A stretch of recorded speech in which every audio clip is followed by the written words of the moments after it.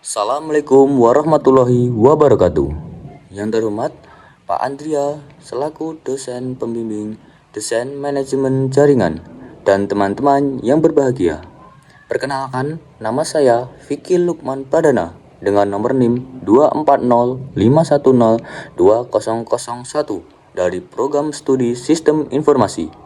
Pada kesempatan kali ini, saya akan mempresentasikan topik krusial yang mendasari bagaimana seluruh perangkat digital di dunia ini yang saling terhubung. Materi yang saya ambil yaitu IP address. Baik, agar pembahasan kita terstruktur, ada 5 poin utama yang kita bedah. Antara lain, yang pertama yaitu pengertian dasar IP address. Yang kedua, pembagian jenis-jenis IP. Yang ketiga, klasifikasi kelas IP address. Dan yang keempat, kompresi mendalam antara IPv4 dan IPv6. Dan yang terakhir, kita akan melihat contoh kasus serta simulasinya secara langsung. Kita masuk ke poin pertama. Apa itu IP address? Teman-teman, bayangkan jika kita ingin mengirim surat atau mengirim surat kabar, kita mutlak membutuhkan alamat rumahnya. Yang jelas, agar surat tidak salah kirim dan juga tidak salah tempatnya. Konsep yang sama berlaku di dunia digital ini. Internet Protocol atau IP address adalah alamat numerik unik yang disematkan pada setiap perangkat, baik itu komputer, smartphone, maupun printer yang terhubung ke jaringan internet. Fungsi utamanya yaitu ada dua, sebagai identitas perangkat interface ID dan sebagai alamat lokasi jaringan, agar komunikasi data antar perangkat berjalan akurat tanpa tertukar. Sebagaimana contohnya yaitu dengan format IPv4 yang sering kita lihat berbagai bentuk 4 oktat. 4 oktat angka yaitu yang dipisahkan dengan titik seperti 192.1.168.1.1. Dalam perencanaan manajemen jaringan, kita harus membagi IP address berdasarkan jenis kebutuhannya. Secara umum, IP dibagi menjadi 2 kategori besar. Yang pertama, berdasarkan cangkupan akses. Ada IP publik, yaitu IP yang diakses secara global di internet dan diberikan oleh ISP. Juga kebalikannya, ada IP privat, yaitu IP yang khusus digunakan di jaringan lokal seperti LAN, di dalam rumah atau kantor kita, dan tidak bisa diakses langsung dari internet luar. Baik, yang kedua berdasarkan sifat-sifatnya. Ada IP statis yang alamatnya permanen dan tidak dapat diubah. Sangat ideal untuk server atau printer agar layanan selalu stabil. Dan ada IP dinamis yang berubah-ubah karena dialokasikan secara otomatis oleh server DHCP setiap kali perangkat saling terhubung. Baik, slide selanjutnya mari kita bahas bagaimana arsitektur IPv4 dikelompokkan berdasarkan skalanya melalui sistem kelas.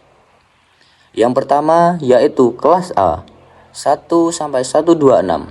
Kelas A ini memiliki kapasitas host yang masif mencapai lebih dari 16 juta host per jaringannya dan ditujukan untuk jaringan skala global.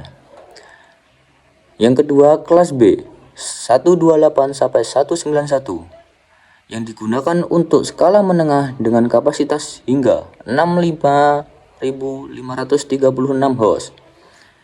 Yang ketiga, kelas C, 192 sampai 223.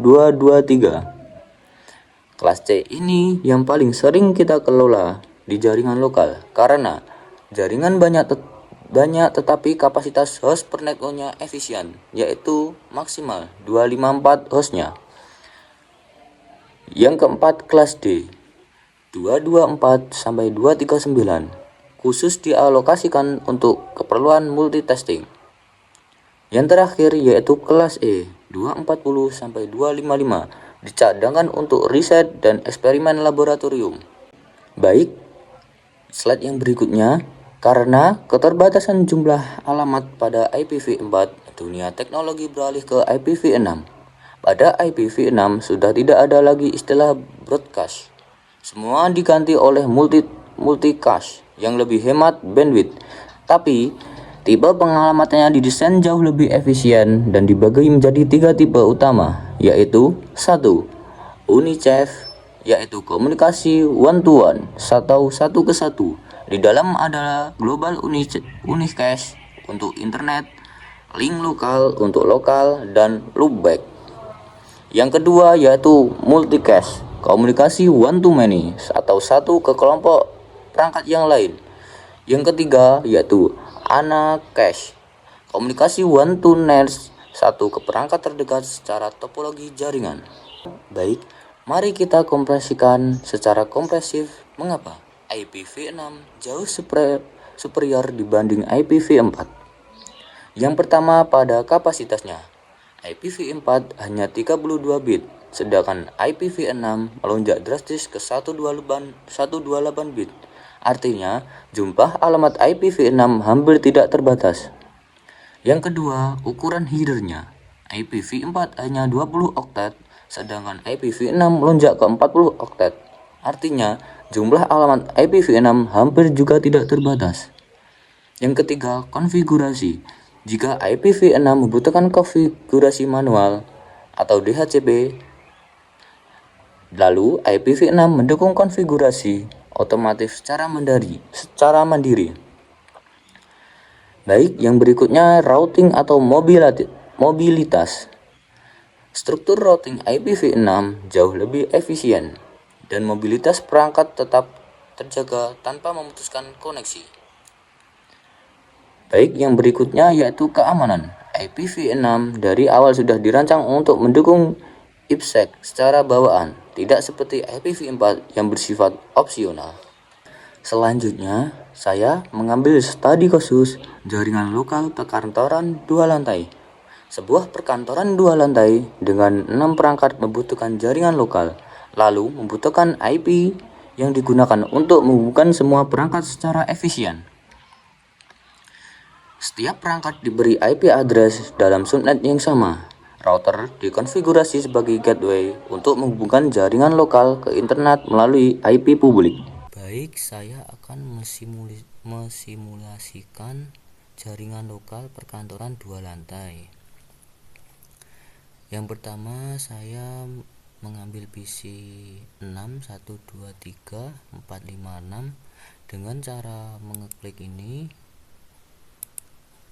lalu ngedrop kayak gini, drop and drop. Baik, kemudian saya mengambil switch saya yaitu PTMP3 ya, dengan cara drop and drop tadi, gini 2 saja. Oke, ini belum ya, yang ini belum, ini dianggap aja belum. Lalu kemudian saya itu mengambil kabel connection dengan yang gambar kayak petir ini ya, biar otomatis, ini kan otomatis. Kemudian ditarik sini gitu. Oke, baik. Kemudian saya mengisi alamat IP address PC pertama itu 192.168.1.1, yang kedua 192.168.1.2, yang ketiga yaitu 192.168.1.3. PC ini terdapat di lantai 1 ya teman-teman. Kita lanjut ke lantai 2. Lantai 2 saya mengisi IP address dengan 192.168.2.1. PC yang kedua 192.168.2.2, dan PC yang terakhir 192.168.2.3. Karena di sini lantai 2, saya mengisinya dengan 2 ya teman-teman, biar enak nantinya. Oke. Kemudian saya lanjut ke router. Router ini saya memilih yang ini ya, PTMP3 ya teman-teman. Tarik street gini. Lalu kemudian saya mengisi kabel lagi dengan otomatis.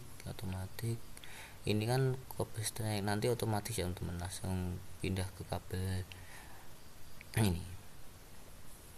Kemudian saya mengisi routernya. Oke, dan jangan lupa ya teman-teman, kita masuk ke fisika lah. Ini tadi kan belum ada tombol ini, jadi nanti saya masukkan kayak gini, masukkan teman, drop gini, cetik. Nah, langsung saya, kalau belum ada dua kan ada dua, nanti lantai satu lantai dua, jadi masukkan dua aja teman, jangan lebih. Kalau sudah saya masukkan, jangan dimasukkan lagi, nanti terjadi request timeout ya teman-teman, error. Dan jangan lupa mengaktifkan tombol ini. Tadi kan gini, dan kalau hijau ini sudah aktif ya teman-teman. Nah, kayak contohnya kan masih merah ya teman-teman, masih merah kan belum aktif. Kalau ini kan sudah ya. Kita coba yang, kita lihat yang ini. Fisika. Nah, ini kan sudah hijau. Dan jangan lupa mengaktifkan, nah, on ini flash drive on, satu on. Dan jangan lupa mengisi ya teman-teman. Ini 2.4 ini hasilnya dari ini ya teman, ke apa itu, network sini ya teman-teman, 2.4 itu.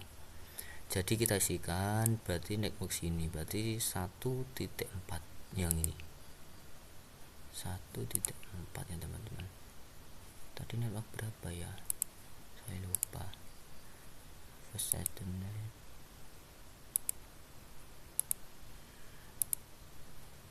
2.4, fast 0.0 teman-teman, 0.0. Kita isikan 192.168 1.4. Oke, otomatis. Nah, jangan lupa on kan ini teman, on. Nah, ini kan masih sudah hijau. 2.4, 1.4. Oke, 1.4 sudah berjalan. Sekarang teman, ini 3.2. Gimana saya mengklik ini 3.2, ini berarti 3.1 teman-teman, ini di 3.1 yang fast internet ini 3.1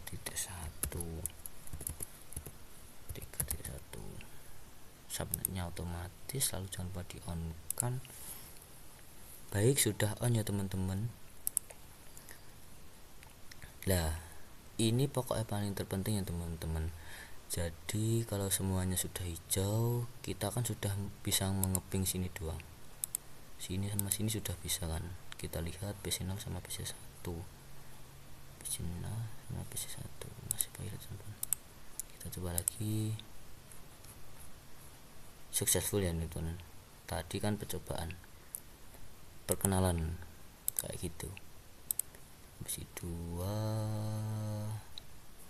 PC0 ke PC2, oke, successful. Jadi sudah bisa ya teman-teman, sini sudah bisa mengeping daerah sini. Coba PC3 ke PC4, kita coba successful ya teman-teman. Jadi lalu kita bagian terpenting itu masuk ke bagian router, kita mengambil statiknya kan belum diisi ya, network mask network hubnya belum diisi. Kalau ini sudah saya isi tadi. Ini tadi 192.168.1.0. 1.0 ini dari mana? 1.0 ini dari ini teman-teman. Jadi saya kan router ini, router kedua. Jadi kita akan mengenalkan network sini dengan via hub router yang ada di sini teman-teman, biar bisa mengeping sini loh, biar bisa 3 mengeping 1 mengeping 3 gitu, biar bisa. Oke, baik teman-teman, ini tadi kan sudah saya isi. Ini 1.0 ini dari ini, 3.1 itu routernya yang di sini nih, IP ini di sini. Jadi kita kembali ke sini, kembali ke statik. 192.168.2.0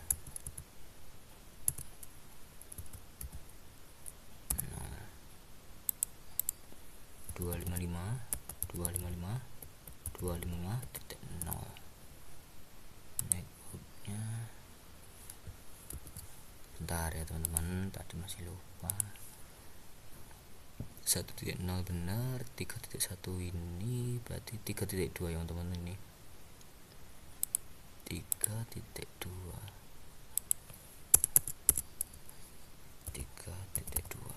Oke, bismillah, semoga bisa ya teman.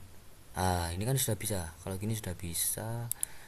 Ini tadi sudah diisi, sudah di on kan semua ya. Oke, baik. Ini kan sudah semua. Kita coba ngeping ya teman-teman. Ngeping PC 0 ini ke PC 3 sini. Jadi ini kan yang namanya 2.1 ya teman-teman. Jadi kita ping ke command prompt 2.1 ping 192.168.2.1. Oke, jangan panik, relax saja teman-teman.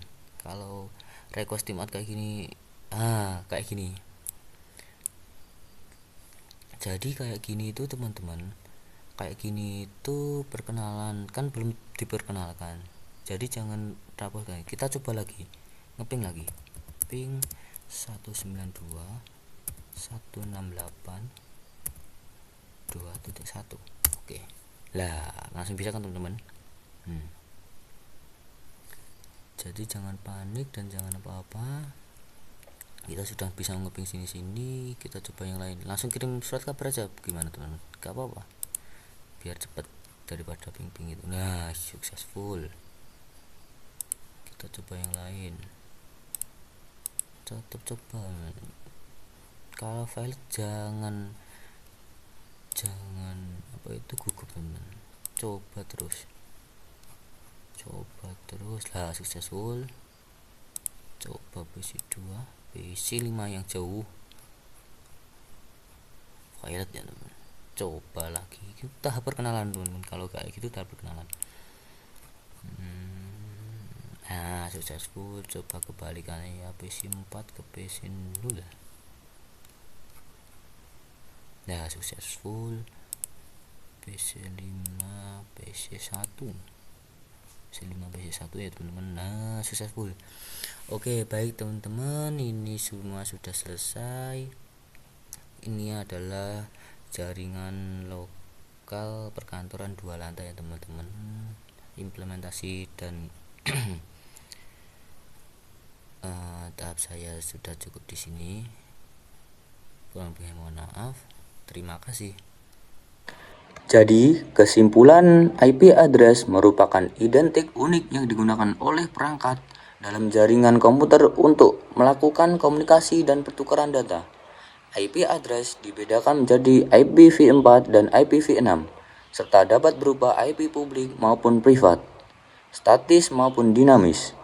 Dalam IPv4 terdapat 5 kelas IP address, yaitu kelas A, B, C, D, dan E, yang dimana masing-masing memiliki fungsi dan kapasitas host yang berbeda.